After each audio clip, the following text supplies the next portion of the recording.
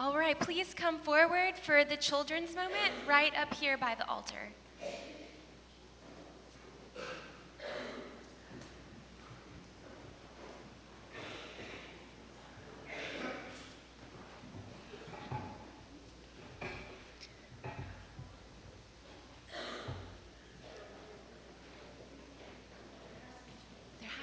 There has to be children at the children's moment. You're right. Like Ethan, hi guys. Come take a seat right up here by me. You can sit wherever you want. Hello. Hello. You can sit wherever, yep, there you go. Okay, so my question for you guys this morning is, do you remember how they described Jesus? What is Jesus kind of like? Yes. God, yes, Jesus is definitely like God. What else is Jesus like? Something very specific, was anyone here on Christmas Eve? Okay, a couple of y'all. Okay, what did you have in your hand? Does anyone remember at the very end what we had in our hands?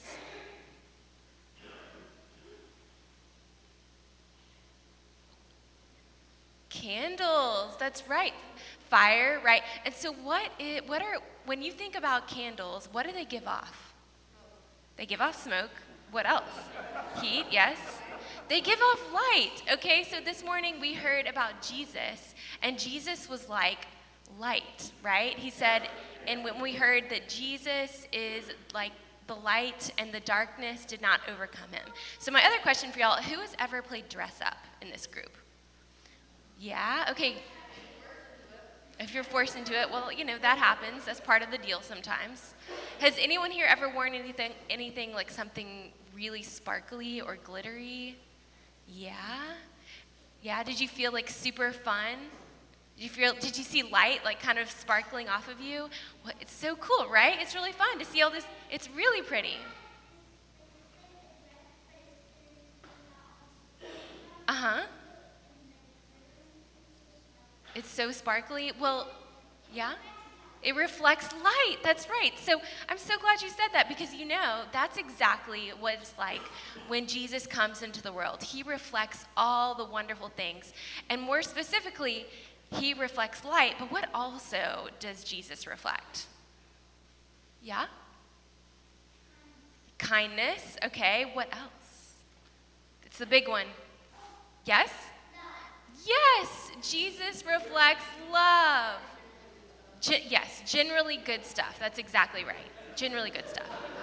So then what I want you guys to do is to go, like you're putting something on, like you're playing dress up. I want you all to put on Jesus. And what are you going to reflect when you put on Jesus? Nice. Love and generally good things. Yes, thank you, Archer. Okay, so on the count of 3, I want you all to tell me who you're going to put on for this new year, okay? On the count of 3, 1, 2, 3. All right. Good job, guys. Follow Miss Laura Beth out. Thank you, thank you.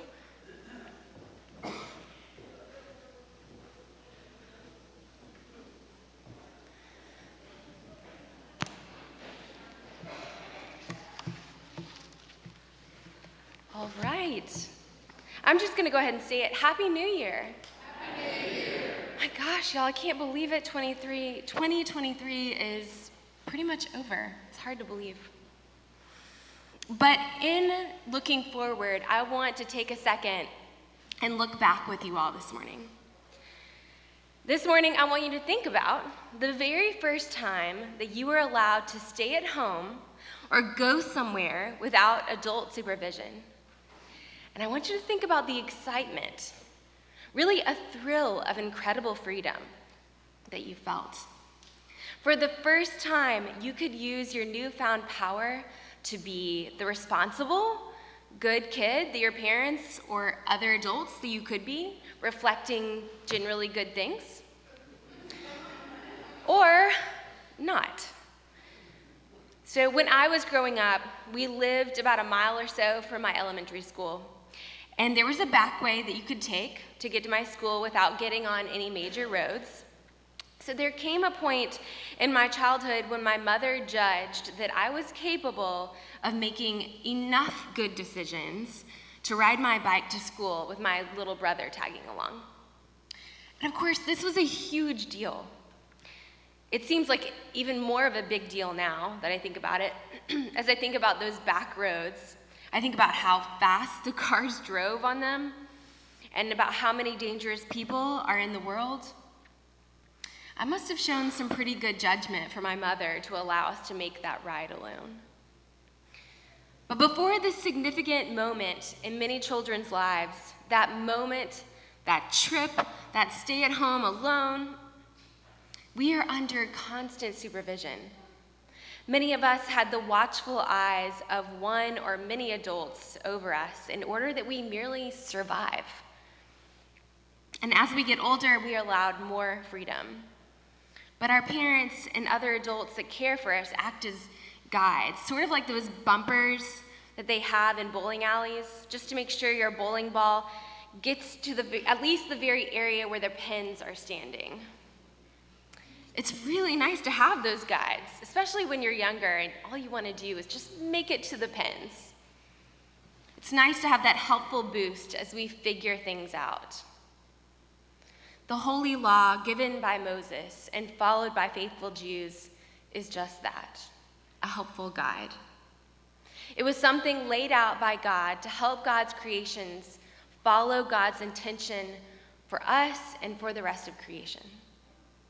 And this law was not something given to humans as an arbitrary rule to follow in order to let God keep tabs on us or rule over us. There is a very holy and sacred reason for the law.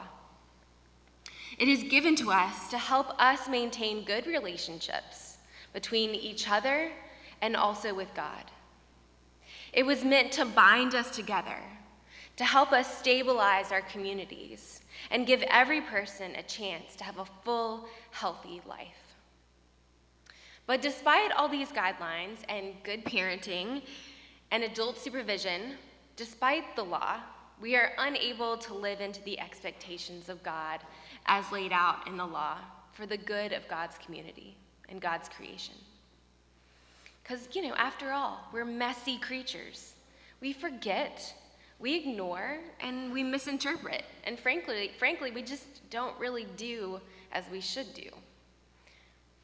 So, when my mother gave us permission to ride our bikes to and from school, she did explicitly tell us to go a certain route. No stops, straight there, straight home. It was pretty clear. Is that what I always did? No. Did I get into trouble? Absolutely. Of course she found out. Now, yes, I did get in trouble, but not because I broke the rules of riding my bike straight to school and not straight to school and not straight back. I got in trouble because I rode my bike back with my little brother, and then I left my little brother, who had no business being alone, at home alone. And then I went and hung out with friends. And something could have happened to him. I got in trouble because I stopped by my friend's house on the way home and did not tell my mom. And something could have happened to me. And no one would have ever known. These rules, this law of riding the bike, was not arbitrary. It was there to protect and aid the most precious people to my mom. And that is just what it is. The law is there to protect and aid creations most treasured by God. In Paul's letter to the Galatians, we hear that the law was our disciplinarian until Christ came. A better translation of the word disciplinarian in the Greek is something more like babysitter.